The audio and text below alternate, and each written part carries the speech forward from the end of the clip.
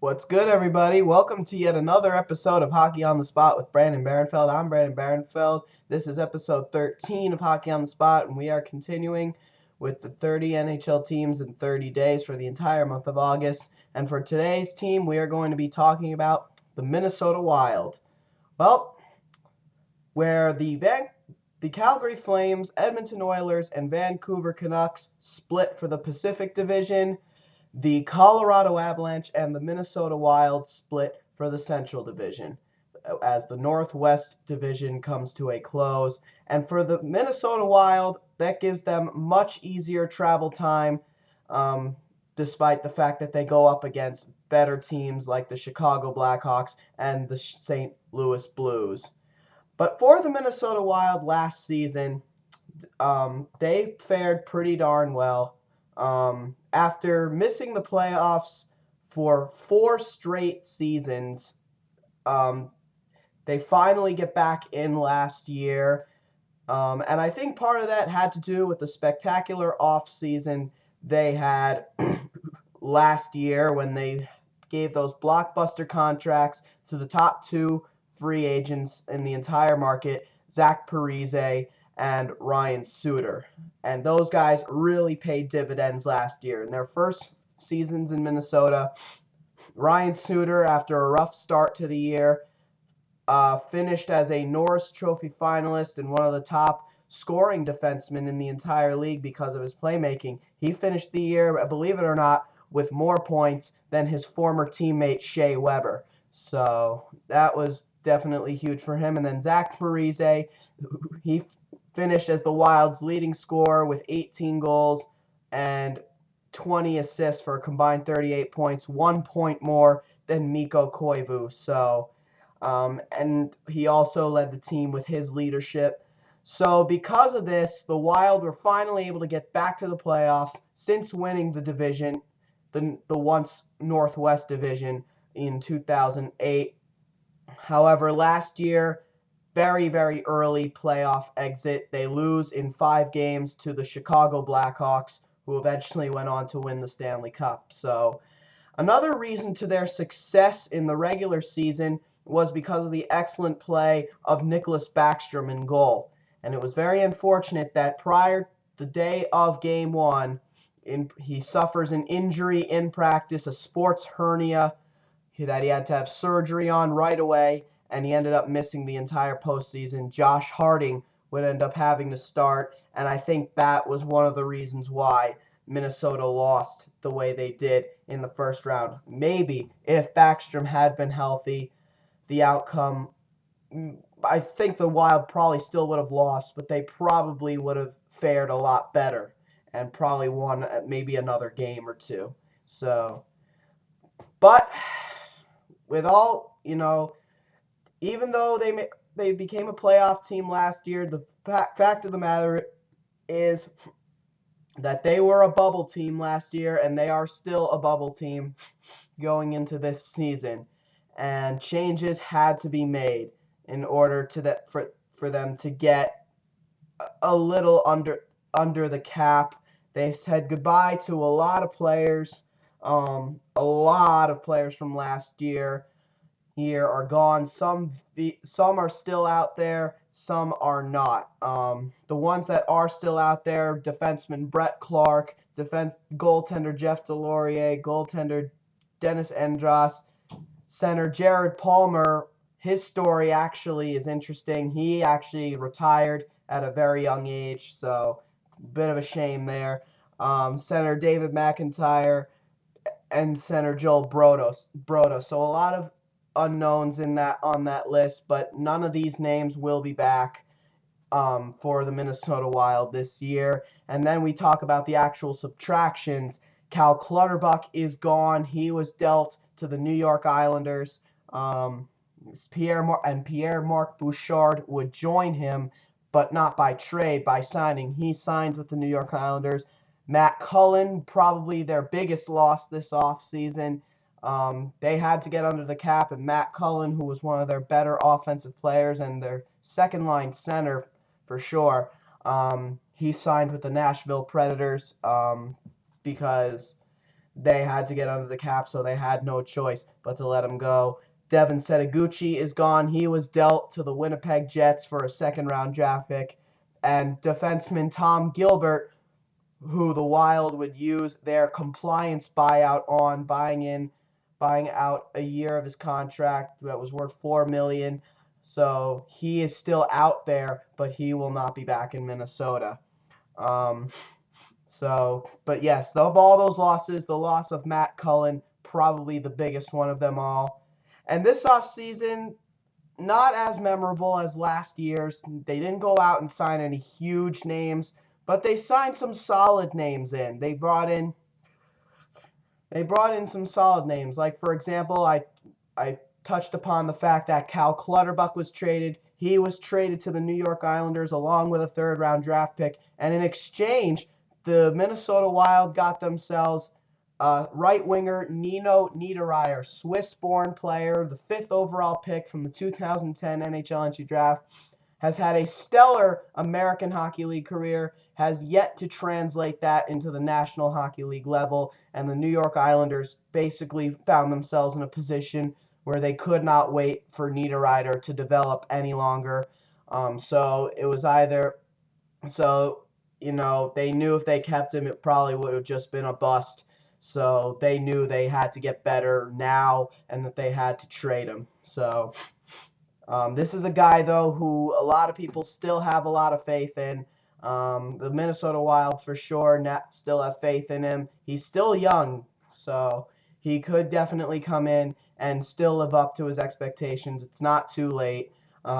Because this is a guy basically expected to be a Brendan Shanahan type player, a power forward from out of Switzerland, the highest ever Swiss player taken in the draft in 2010. So I think it's a good move by the Wild. I think it's definitely adds on to their lineup, and unlike the New York Islanders, he definitely could battle for a roster spot. I think he has a great chance of clinching a roster spot too.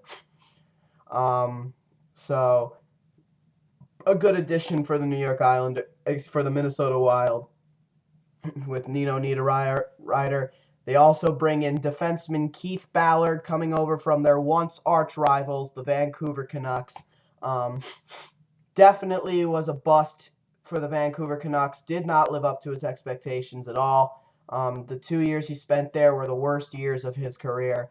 So now he goes to a city that has a lot less pressure, and hopefully he can perform a lot better that way and get back to the way he was when he was with both the Phoenix Coyotes and the Florida Panthers. So if he can do that, he's going to prove to be a steal of a signing for the Wild. In my opinion, he's probably their biggest signing, their biggest actual signing this offseason. Another pretty big splash that this team made. They brought in veteran left winger Matt Cook from the Pittsburgh Penguins. The Pens did not have the money to bring Cook back, so the Wild signed him to a 3-year deal. And this is a guy who's always been notorious for being one of the most hated players in the National Hockey League, so the Wild get themselves a little hate there. A guy who likes to play a little bit on the dirty side, but can really help his team out.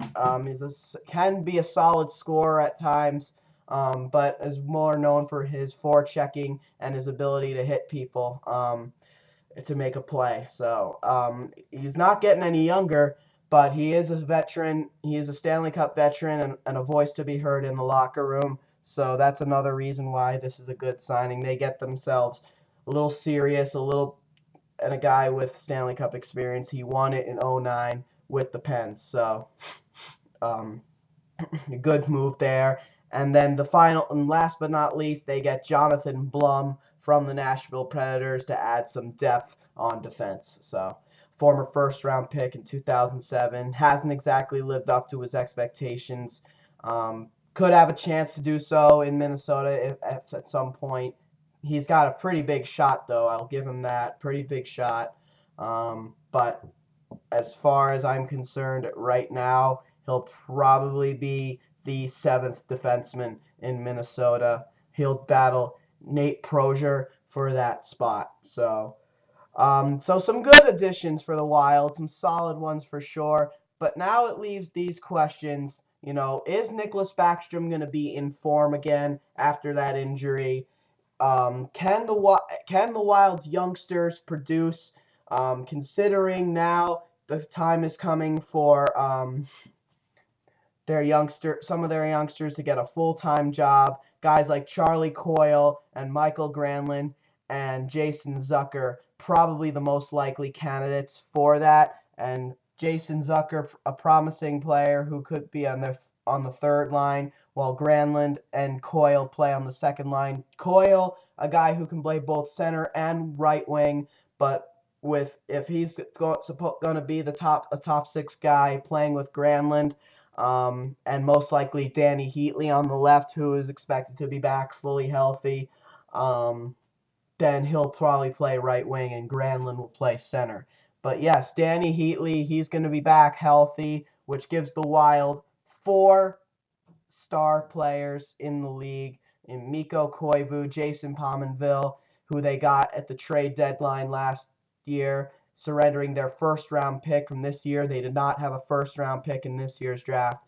Zach Parise, of course, and Danny Heatley, although Danny Heatley, not the same player he used to be, is a guy who could still put up about 25 goals and about 50 points. So he's still got some value there. And then their third line, even Kyle Brodziak, a guy who's one of the better all-around centers in the league, in my opinion. Very underrated player, and a guy who has been very valuable to this team since coming over. Again, Jason Zucker will probably play with him, and Matt Cook will play there as well. And then Zenon Konopka, Mike Rupp, and Torrey Mitchell will be the fourth line, with Jake Dow as the 13th forward. And so they actually look real good up front, and they look pretty solid on defense as well. Ryan Suter and Jonas Brodin, who was a story last year coming in as a rookie and playing about 23 minutes per game. He's already establishing himself as a fine NHL player. Clayton Stoner and Jared Spurgeon there too. That's the second pair probably, and then Keith Ballard will most likely play with Marco Scandella, with Jonathan Blum and Nate Prozier as the 7th and 8th defenseman, and then Nicklas Backstrom as the starter, and Josh Harding will go back to being backup goaltender. They also got a youngster, Darcy Kuemper, in their system who could come up at some point if one of those guys gets hurt, and he's a guy who is expected to be excellent in this league one day. So they definitely have a good future ahead of them. They really do. I like their team. I think they are good, but I still think they need a little more at the same time. So we'll see. They definitely are a bubble team for this season. But yes, I think to me the biggest question for the Minnesota Wild this year, or the two biggest questions, are can Michael Granlund and Charlie Coyle have good sophomore years, and can Danny Heatley have a comeback year? Can Danny Heatley get back to playing the way he used to? I don't think that's going to happen, but he's still a solid scorer.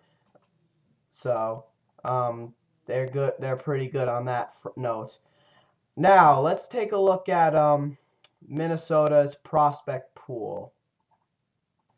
After looking at Minnesota's prospect pool, it's okay. Nothing that really as eye-popping as like the Chicago Blackhawks. They got a youngster, Matthew Dumba, on there, who's their #1 prospect for sure. And I agree with that statement very much. He's another defenseman who could definitely battle for a roster spot this year. Physical PK Subban type defenseman. Gustav Olofsson on there as well. Johan Gustafsson, another goaltender who could battle Darcy Kuemper for a spot if someone gets hurt this year. Another promising young goaltender. Mario Lucia is on there as well, a member of the 2013 U.S. team in the World Juniors. So they have some okay prospects, but nothing really eye-popping in my opinion. With of course the exception of Matthew Dumba. So not as deep. So far the prospect pool that's the not the deep that's the lightest in my opinion. They're not as deep as the Chicago Blackhawks or the Colorado Avalanche or the Dallas Stars. So far they are the worst as far as their prospect pool. But one prospect on this list does that is actually eye-popping in my personal opinion is their number 3 prospect, center Zach Phillips. I've always had an interest in Zach Phillips, former star for the St. John's Sea Dogs of the Quebec Major Junior Hockey League, was a part of the team, their 2011 team that won the Memorial Cup. And he is a very good player, very similar type player to Dale Hawerchuk. The Wild took him with the 28th overall pick in 2011. A pick that they got from the San Jose Sharks in the Brent Burns trade. And this is a guy who I think has a bright future. Still needs to work on his skating, but a guy who's going to be one heck of a scorer. He was an 80-point scorer in the QMJHL, 30-goal scorer for sure. Also, last year was his first pro year. He played 71 games for the Houston Aeros. They are now moving to Iowa. They will now be the Iowa Wild. But in his first pro season, he did okay. 8 goals, 19 assists. So a guy more of a playmaker, but can also be a 30-goal scorer. But he's much more of a playmaker. But again, the skating needs work. Pretty similar type player to a guy like Dale Hawerchuk, in my opinion.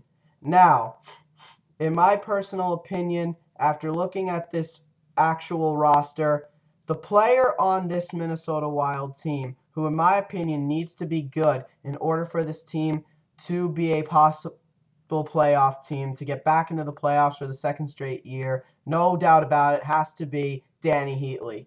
Danny Heatley has just not been the same since his first season as a member of the San Jose Sharks. After that great year where he scored 39 goals and 89 points and was part of the best line in the National Hockey League of that year with Patrick Marleau and Joe Thornton, he just struggled after that. His numbers have continued to decline, and then of course, last year he suffered a season-ending injury and did not play a single playoff game for them.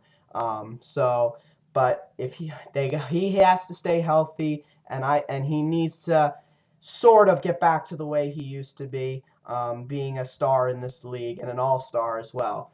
If that can happen, I don't know if that he'll put up those numbers again, but if he can put up something close to that, then the Wild will be in good shape. If not, then they're going to have problems. So I think for them, this season relies on Danny Heatley. It's in his hands this year. Overall, are the Minnesota Wild a playoff team? Like I said earlier, they're in that bubble mix. They're in that mix with teams like the Phoenix Coyotes and the Dallas Stars. So they're in that bubble mix. It's definitely tough to say. For now, I'm actually going to say yes. I'm going to say on paper, they look like a better team than both the Stars and the Coyotes. I think they're okay in goal with Nicklas Backstrom. He's not getting any younger, but I think he could have a good season. So if he can do that, yes, they'll be a playoff team. But again, they're not going to be higher than an 8th seed, maybe a 7th seed, but that's stretching it. But yeah, I think in the end of all the bubble teams, I think the Minnesota Wild will probably be the team that's going to take that final playoff spot in the end, but we will see. All right, guys, that'll do it for episode 13 of Hockey on the Spot. Join me again tomorrow when we talk about the Nashville Predators. So until then, this has been Hockey on the Spot with Brandon Barenfeld. I'm Brandon Barenfeld, and we'll tune in again next time. Thank you, and have a great day.